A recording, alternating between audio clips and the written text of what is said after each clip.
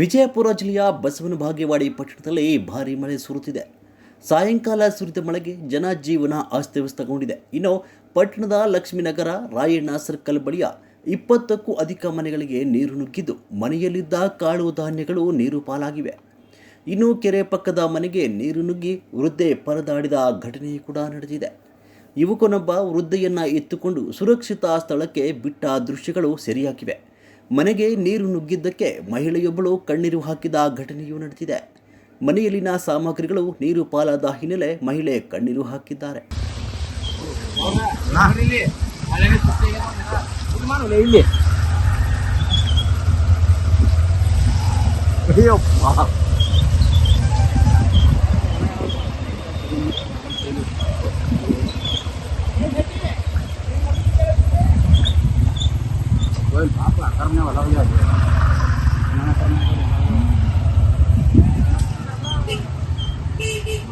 ಅಲ್ಲಿ ನೋಡು ಸರಿ ಹೊಡೋದು ಯಾಕೆ ಅಲ್ಲಿ ಮುಂದೆ ಹಿಡಿಯೋದು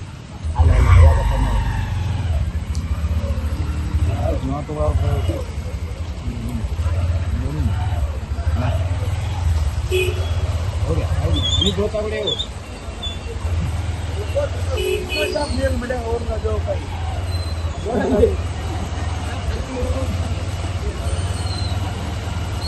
ಗುಂಡ ಏನಲ್ಲಿ ಇದಾಯ್ತಲ್ಲ ಇದು ಮಣಿನೇ ಬಿದ್ದದ ಹಂಗೆ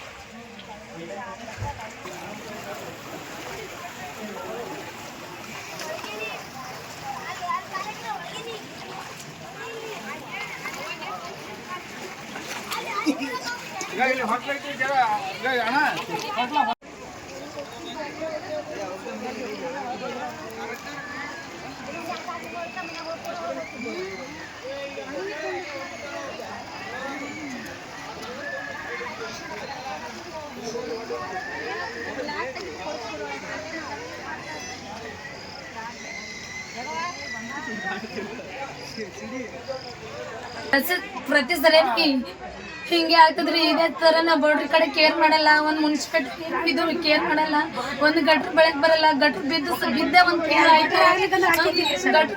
ತಿಂಗಳಾಯ್ತು. ಗಟ್ರ ಬಿದ್ದಿಂದ ನಮ್ಮ ಮನೆ ಒಳಗೆ ನೀರು ಹಾಕೊಂಡವನು ಬಡ್ರದೀವಿ. ಏನ್ ಮಾಡ್ಬೇಕು ಅನ್ನೋ ನಮ್ಗೆ ಗೊತ್ತಾಗತ್ತಿಲ್ಲ. ನಮ್ದೆಲ್ಲ ಲಾಸ್ ಆಗೈತಿ. ನಮ್ಮ ಮನೆಯೆಲ್ಲ ಹರ್ಕೊಂಡೋಗವ್. ಏನ್ ಮಾಡ್ತಾರೆ ಏನಿಲ್ಲ ಗೊತ್ತಿಲ್ಲ ನಮಗೆ. ನಾವು ಸಣ್ಣ ದೊಡ್ಡ ಮಕ್ಕಳದವ್ ಏನ್ ಮಾಡ್ತಾರೆ ನಮಗ್ ಗೊತ್ತಿಲ್ರಿ.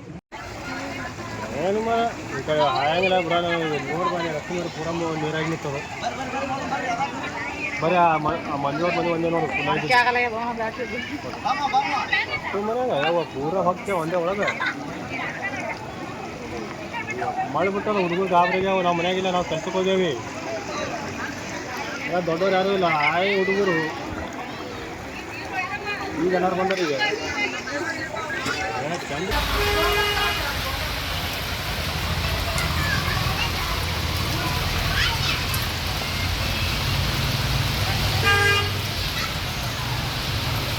Thank you.